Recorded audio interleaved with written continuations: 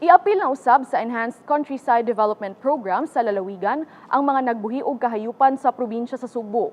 Ubos sa maong programa, makahuwam ang mga hog raisers, poultry ug livestock entrepreneurs og kwarta sa mga government banks sa ubos kaayo nga interes aron ilang magamit pagbarugbalik sa ilang mga panginabuhian. Ania ang taho. Gawas sa mga mananagat, mag-uuma, mga tag-iya og mga resort, hotel ug restaurant.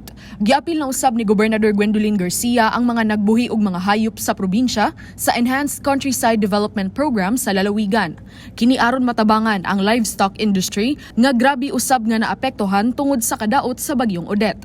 Atol sa panagtapok sa mga bangko sa gobyerno, mga nagbuhi og baboy, kanding og mga manok ug mga adunay hatchery business, ilang gituki kung unsaon pagsulbad ang hagit sa kakuwang sa supply sa manok ug uban pang livestock, human naguba ang mga farms tungod sa bagyong Odette. Moabot sa 47 milyones pesos ang kadaot nga natala sa bagyo ngadto sa mga gagmay o small backyard poultry farmers sa probinsya, samtang sa industriya sa baboy, gibana-bana sa Central Visayas Pork Producers Cooperative nga mokabat sa 180 milyones pesos ang kadaot nga dala sa bagyo sa ilang mga negosyo. Hinungdan nga ang uban kanila naglisod gayod. I ask some of those growers, unsay inyong plano? Di na lang tingali mi vice, mobalik anang negosyo ha? Nagbayad pa man mi, mubayad pa man mi sa among existing loans. Unya napakay mo pahuwam na mo ron, ko nga, murag ang makasulbad ragyod si Gobgwen ragyod. Pinaagi anang iyang mga programa.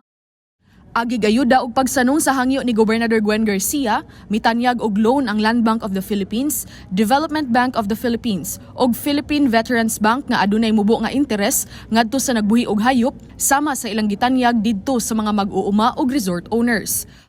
So we will link you with our banks.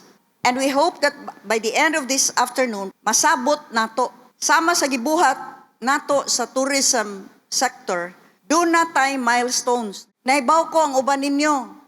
Sumala sa giingon ni Mayor Nene, nga-discourage nagmaayo. Kay doon na patingali gani mo, existing loans ni ining inyong mismong mga negosyo, kaning inyong mga farms, o niya, ma-wipe out pag yun. And hopefully, with a target date in mind, within the month of February, we will be able now to get the banks to release your loans. Aron magamit dayo na inyo.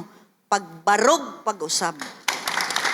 Ang mga backyard poultry, hog ug cattle farmers magbayad lang og 2% nga interes, 3% alang sa mga dagkong commercial farms, hog raisers ug mga feed mills. Mahimo mo submit sa ilang requirements ang mga livestock raisers kutob Enero 28 aron ma-evaluate sa technical working group sa ECD program sa dili pa i-endorse ngadto sa mga bangko. Paula Mendoza, Balita sa Subo.